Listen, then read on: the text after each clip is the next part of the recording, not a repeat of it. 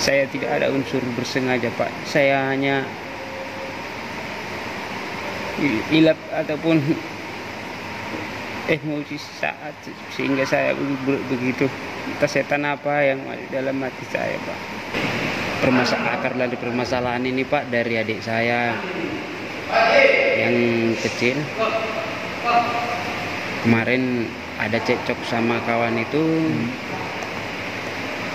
Entah gimana orang itu cekcok, saya tidak ngerti, Pak. Besoknya entah berapa jam kemudian atau besoknya saya didatangi adik saya di warung tua, Pak. Kalau abang nggak mau bantuin saya, jangan anggap aku adikmu.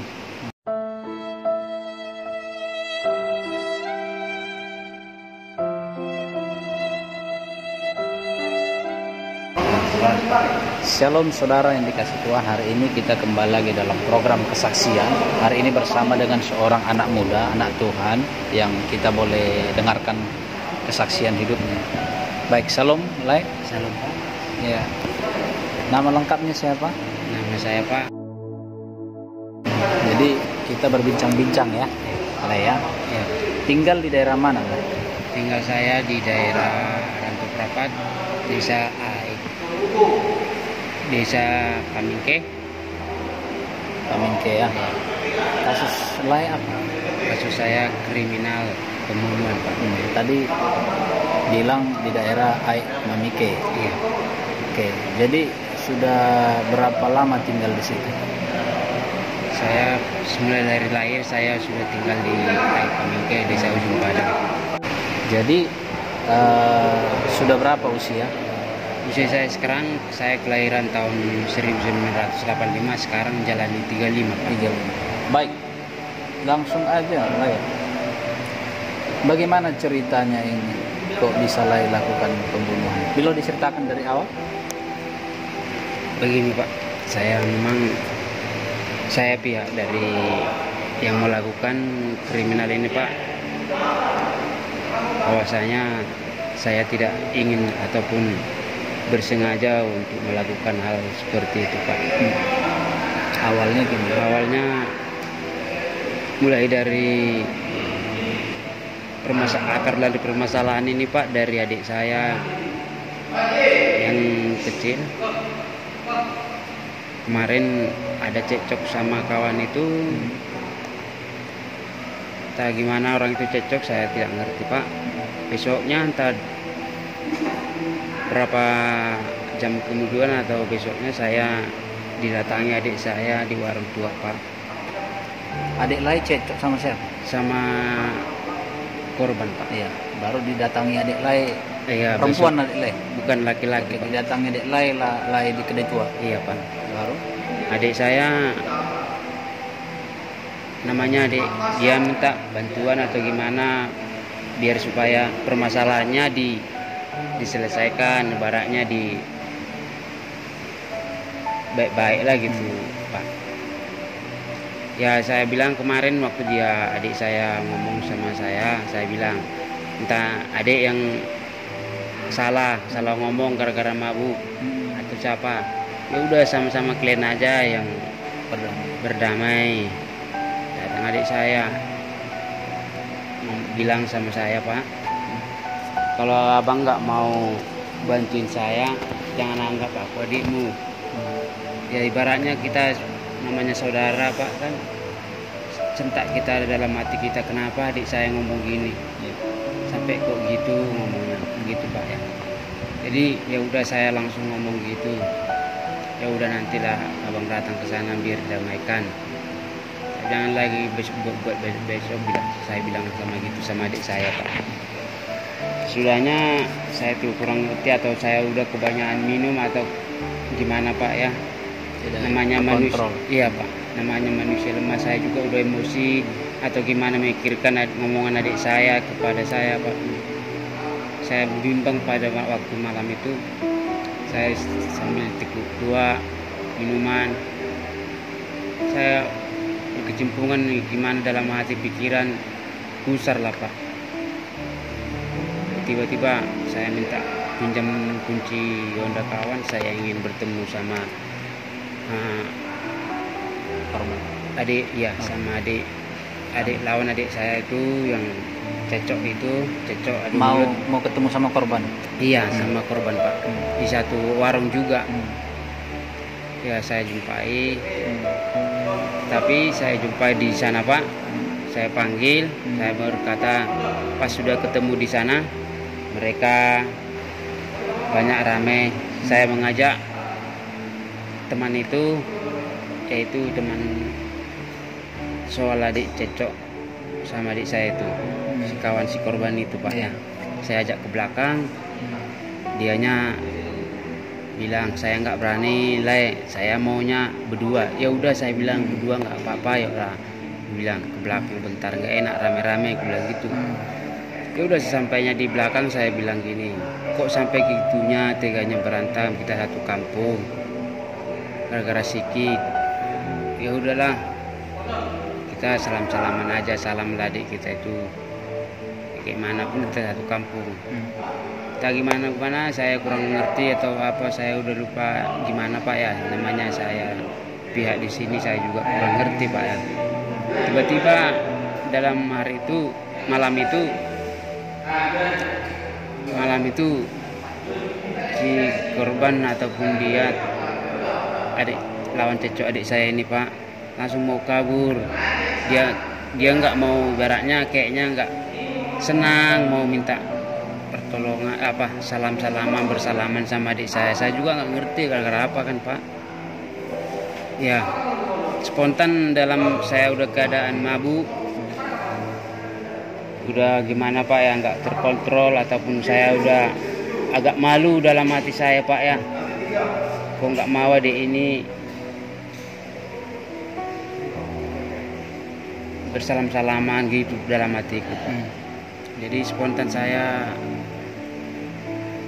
emosi, saya kemarin waktu itu ya, namanya saya buat jaga-jaga kemarin itu, saya buat ambil sebilah pisau, namanya warung tua ya Pak ya, banyak ramai orang di sana. Saya juga berjaga-jaga, nggak ada niat untuk masuk hati untuk berencana atau gimana untuk menghabisi ataupun melukai seseorang. Saya buat jaga-jaga kian sebenarnya Pak. Saya tidak tahu pada waktu itu di parkiran dia mau ambil Hondanya, ya saya gimana Pak ya, dengan spontan saya mengambil busur pisau, saya lukai korban itu Pak. Hingga saat ini saya sangat menyesal sekali Pak. Gini, tadi si korban ini nggak mau salaman dengan adik. Iya Pak, Agak nggak enak hatinya. iya, aku rasa karena entah gimana, nggak terima atau gimana dianya. Tapi udah salaman mereka? Belum Pak. Belum. Yang nggak mau salaman siapa? Korban. Iya Pak. Tapi udah mau dia kamu aja? Ke belakang saya aja. Saya kira kan kalau lewat warung tua itu lewat dari pintu belakang. Saya ke belakang kan, keren mau dia pergi dari tempat kami yang bertiga itu. Saya kira mau salaman sama adik saya, rupanya dia mau ke parkiran, mau pulang. Di situ spontan saya kecil kali perasaan, kok nggak mau lah kawan ini. Jadi lagi di parkiran kamu tusuk dia? Iya. Berapa kali? Saya kurang ingat, tapi di apanya dibuat Pak itu ada 8 tusukan. Iya Pak. Apanya kamu tusuk? Bagian dada sama. Mati di tempat? Iya Pak. Jadi ada yang lihat? Banyak Pak, ramai. Kaget orang itu? Kaget. Apanya ini gitu? Orang itu banyak, kan semuanya sahabat saya juga Pak, teman-teman satu kampung. Itulah kaget mereka. Iya Pak. Jadi gimana? Orang itu bilang, lo udah lo kenapa lagi lo? Katanya. Saya juga pada waktu malam itu Pak, saya banyak minum ya? Banyak minum. Lagian saya nggak tahu lagi karena ingat kata-kata adik saya juga udah bawa emosi Pak. Jadi setelah itu langsung diamankan kamu sama? Belum, saya ketakutan, saya lari Pak. Saya lari ke daerah Pekanbaru Pak. Berapa lama kamu lari? 1 tahun 2 bulan Pak. Baru kamu dapat? Iya Pak. Di mana dapat? Di daerah Sungai Akar Pak. Ya, masuk di Pekanbaru. Pekanbaru. Polisi mana yang nangkap? Polisi Resep Ranto Prapat, Pak. Oh, ngejar kamu ke sana. Iya, gabungan, Pak. Jadi setahun 2 bulan kamu berlari terus ya? Iya, Pak. Baik, setelah kejadian ini apa perasaan lain? Perasaan saya sangat menyesal, Pak. Kiranya waktu bisa diputar saya nggak akan seperti ini, bisa dapat permasalahan sekecil bisa saya tergelincir, Pak, sampai begini besar saya alami, Pak. Apa lain menyesal? Sangat, Pak. Apa sudah minta maaf sama keluarga korban? Kemarin waktu di persidangan saya minta maaf, bersujud di kaki bapaknya, Pak. Dan Lai sudah menyesal? Sangat, Pak. Coba sampaikan ucapan maaf kepada keluarga korban. Buat kawan semuanya satu kampung, terutama buat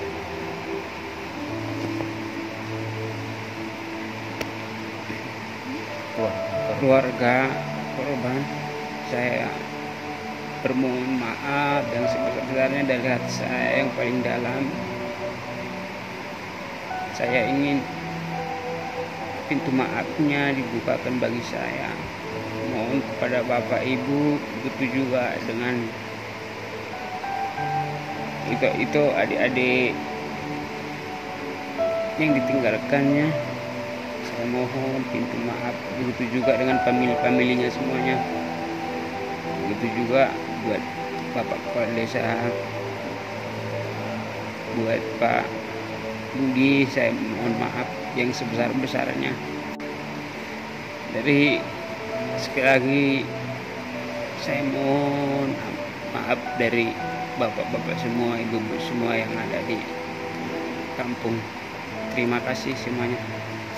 Baik, sekarang Lai, kita sudah cerita ini perang. Ini semua orang punya sisi gelap, semua orang punya pengalaman yang jelek.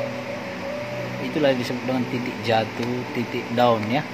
Sekarang Lai mau nggak bangkit dan berserah di dalam Yesus? Ya. Kita doa ya, Lai ya, supaya Tuhan kuatkan selama di lapas. Sudah berapa tahun jalani hukuman? Sudah 2 tahun. 2 tahun. 19 tahun ponis. Iya. Baik, masih panjang perjalanan Lai. Enggak apa-apa. Di hadapan Tuhan kita serahkan semuanya, ya. Dan kita percaya Tuhan tolong selama di lapas, berikan nih hatimu untuk Tuhan ya. Mari kita berdoa.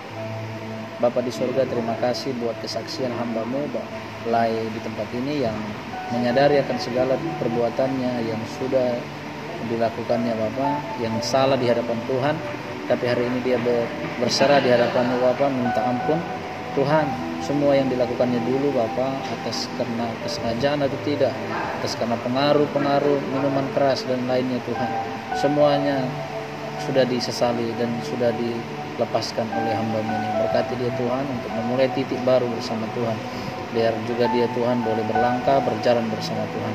Dan juga Tuhan keluarga korban yang sudah merasa duka Tuhan, yang kehilangan daripada anaknya, Tuhan tolong berbalik luka mereka Tuhan, berikan kedewasaan di dalam hidup mereka, semakin kuat di dalam setiap kehidupan mereka.